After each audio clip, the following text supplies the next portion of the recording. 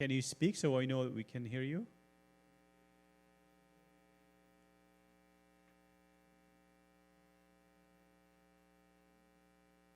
All right, while you figured this out, one question is, all the stuff that you talked about today has immediate real-world appeal. So if you get to work for your favorite tech company today, how would it impact the work you will take in? How would it apply it? So just wondering. For example, Zhao, you talked about that that kind of feedback. How would that influence how we interact with the devices? What new feature would you add? New features would I add to my existing work? I want to put a small advertisement here, which is, of course, I mentioned the closed loop system, that interventions of the type we investigate do not exist by themselves. But the ultimate vision is that we put it in a sensing system that people here develop. And based on the information, we activate such intervention. So the work we are doing now is we are trying to build such closed loop system, and then we test in the wild that now we do sense a level of stress signal, and depending on stress signal, we give people the intervention that we build. We're trying to see effectiveness based on that. So the next logical and scientific step is to, actually actualize our vision in those closed loop systems. Yeah, one aspect I find really interesting is we are able to predict emotions and really look into the future, maybe also with interventions like you are doing, and then try to predict those outcomes. We have so much context information around, and we can acquire almost any context, let's say in a space or in an area or maybe around a person, that this is, I think, right now much underrated.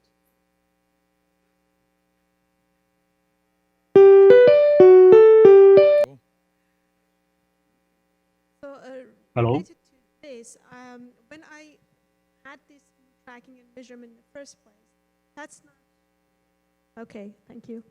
That's not basically the ultimate goal of the study and the research that I've done. I built health recommender system and do user modeling based on that. So then when we consider the next step, we always talk about tracking. But when we are trying to do something with it, to build adaptive system, interactive system for users or some of them patients, it becomes very important how our detection is and how accurate it is, because then we build system to deliver some interventions, to do something with it, to do adaptive solutions for an individual. And that's where I think it gets more highlighted. Liang, can you hear us?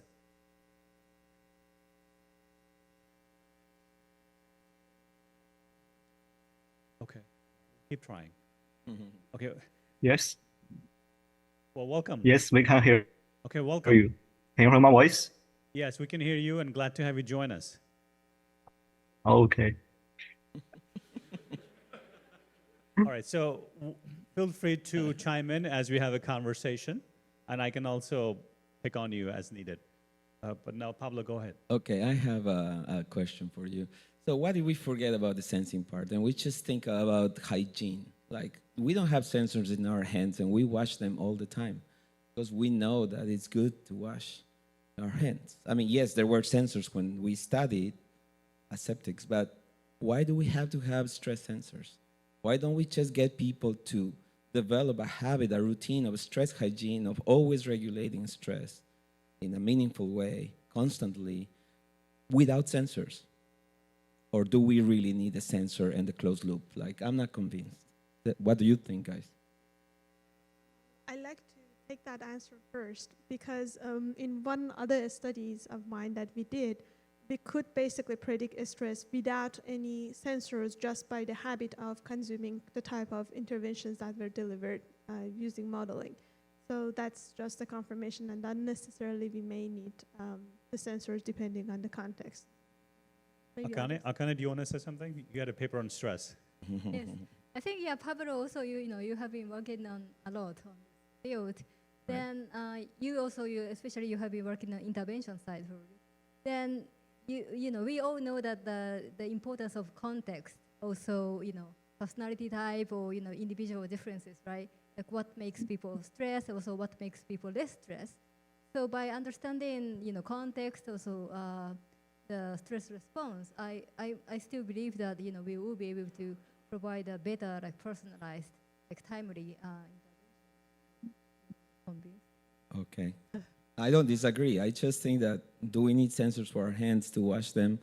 Do we need sensors for stress? Do we need to always deal with it? Like, will we be better by having sensors on our hands? I'm just proposing this idea of hygiene as opposed to sensing. Yes, please. So I think like that's an ideal state, but not all of us are endowed with the level of self-control and awareness that's needed to actually habituate on the right hygiene. So I do think, and people have slips, in particular in the context of mental health and stress, it is the regulation part of it is the challenge. So I do think that just measurement for its sake may not be the end goal, but without measurement, it's like saying, why do we need to do MRI? We should just know how to be healthy, right? I think that's like a flawed argument. My hands, we don't have things. So before I go to there, I have one question for Lakmal. So in your paper, you had N number of people. So it's exciting to be able to show results from so many countries, but I'm sure it came with challenges. Could you tell us how was it to work with so many different people across different countries? Yeah, to be honest, that's a great question. I mean, the project was like, I think at least from what I remember, it took like 2.5 years to get it done until this point. So during this time period, like mainly data collection and even for like questionnaires, different versions of questionnaires, and in different countries, students have different motivations for taking part in this kind of a study. So coordinating the whole effort and getting it going in the project was like challenging in a way. So that's like one of the main things, and especially even in terms of the apps. I remember like in China, for example, certain apps are not allowed and certain applications are not allowed in the phone. So we even had some trouble in that front. So I can talk for like days, I guess, about the main challenges. But it was an interesting experience, and there were like various perspectives from different people about how to design the study, so on and so forth. So at the end, it went well, I guess. Yeah.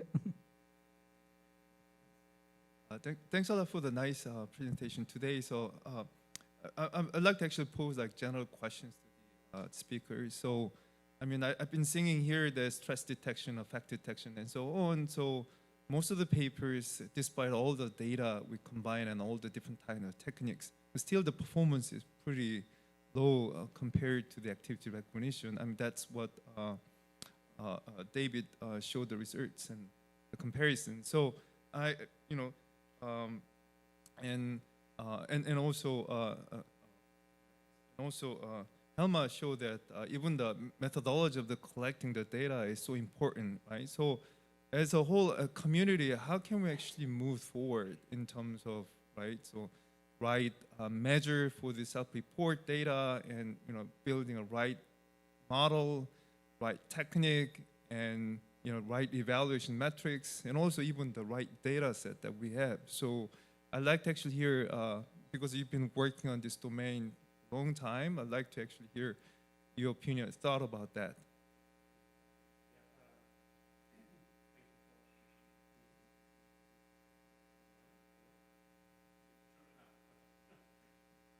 Very sorry. Yes, I think we will have to live with those bad numbers for quite a while, and so yeah, we will, I think, have to think harder about how to embrace this uncertainty, and how can we actually like not live with something that is that isn't certain. Like how can we change our interfaces accordingly when I know that maybe my user is angry, but maybe he isn't or she isn't. So I think it's about like embracing uncertainty and implementing it into the interfaces we use with our users. I want to ask Kun Liang in case any thoughts. Kun Liang, can you hear us? Anything you want to add? Okay, yes. think we're heard. I think the sensor deployed in everyone's home. We use the contactless sensor to protect one's privacy. So we think the sensor deployed is very important to the stress detecting. All right, thank you. Sorry, I put you on the spot, but I want to make sure that we hear from you as well. I'd like to highlight some other aspect. Of course, for specific affective states like stress, things are slightly different. But not having this uncertainty is also because of the affect literature from the psychology side as well. If we look into it, we see that over 100 years that people cannot even have a certain definition of what mood or emotion is. Tons of different measurements. None of them works out. If you look into it, one of my studies was like, for example, Russell's paper says that this is what you can use. And when in practice you do it with large number of users, which at the time they didn't have access to, they were just psychologist student for some reason, we see that's not the case. So we are talking about a domain that specifically has its own challenges, and that's what contributes to not having perfect prediction system, I think, as well. Great. Thank you all. Oh, sorry, Zhao, did you have a... Yeah, Yeah. I also want to, I also want to ask a question to the sensing people out there and everyone, which is what good is good enough? Like how much accuracy or performance do we need? And can we start to work with the level of performance we have right now? And what I am as an intervention researcher, I would really like to push for some hire a software engineer and open source your algorithm, your framework, because there exists two framework that's open source that one can easily deploy to start to collect data. And that is a huge roadblock when you start to try to move research forward on the intervention side. We are trying to have real people in the real world use your intervention, but then you also need the other side to like support this kind of research. So those are my 2 points. Great question. I don't think we're going to solve it in the next 3 minutes. But it's a good insight to reflect. Dan. Yeah, thank you all. These are really interesting talks and presentations, and I appreciate all the dialogue here. My question is about sort of frequency, right? When we think about daily mood or daily stress, you know, when I think about more clinical conditions and something like the PHQ, right? It asks over the past 2 weeks, how often have you experienced these symptoms? And I think it relates to the kind of context question that Akane mentioned. You know, for these interventions to be useful and to understand, you know, really, are we affecting stress? Are we affecting negative stress in a certain way? Do we need like that fine-grained detection? Or, you know, I guess how much is important to know that we're actually intervening on something that needs to be intervened on? Thank you. The question, maybe we hear the question and then together we can try to answer it. The remaining 2 minutes. Yeah, actually, it's very related to what Dan was asking. I thought it was sort of connected about most of the talks was just everyone's studying stress, mood, but everybody's sort of studying a different manifestation of it. Right? There's temporal granularities, there's countries, there's physiological, psychological. So I think in our research world, we're pretty clear the clinical side is separate. But in the daily well-being side, should we be sort of stratifying that more? Or should we, as a community, decide, no, these are the important ones? Like, how should we go forward, even in the modeling side, not just the intervention side? Stephen, you haven't spoken. Do you want to take it on?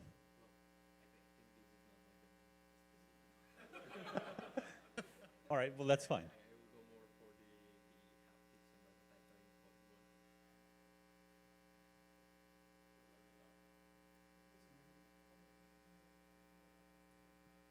Maybe I'll start. About the first question, I think it really depends on the use case.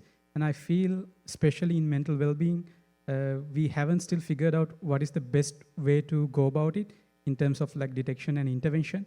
So the detection frequency, whether it's like detecting, predicting, or detecting it afterwards. So when do we do it? So all these things need figuring out, I guess. And at the same time, depending on when and where we do it, the interventions need to be figured out. So even the time period or the time window that you mentioned, we still haven't figured it out yet. because even in commercial devices, these kind of interventions are not like clearly provided. So a lot more work need to be done to solve that, I guess. So maybe I can add like one more point to the very first the question that was asked. So I honestly feel like in the Western world, people have like more of a knowledge and like experience of how to deal with stress, go to therapies and do all this kind of stuff. But especially coming from my presentation and the talk that I gave talking about Global South, the knowledge that people have on how to deal with these kind of things is like very less. They don't know how to deal with it. Maybe devices would be like the best way to go about it, because even in Global South, most people have wearables and smartphones and these kind of devices. So basically, we are giving more access to people with a very less cost, I guess. So, yeah. We're in coffee break right now, so sorry. Do you want to ask the question? Perhaps food for Just thought? very quick, just something to throw out there. So I think you have already mentioned as well, like, that increasing little improvement of accuracy really matters. I wonder if, especially in mood effect and all that, I wonder if also it's important to actually measure something longer term over a week actually have improved. My well-being has somewhat improved. So actually looking at longer term measurement, looking at a more impactful, quality of life, looking at just a lot of other factors, not just really short-term, and measures. Continue the conversation in the coffee break and thank our speakers. And I want to thanks to our session chair, who did a great job of moderating, making sure we have a great time.